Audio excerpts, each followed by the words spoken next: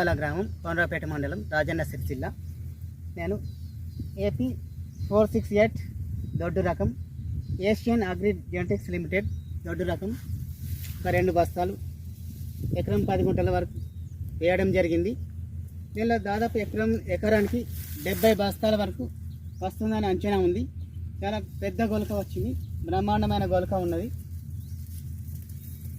చుట్టుపక్కల రైతులందరూ ఏం వరి చేసినాం, ఈ రకం ఏంటి, ఎవరు ఇచ్చిండ్రు, చాలా మంచిగా పండింది, మేము కూడా ఇట్లాంటిది వేస్తామని అడగడం జరుగుతూ ఉంది. చాలా పెద్దగా గొలక వచ్చింది, చాలా సంతోషం.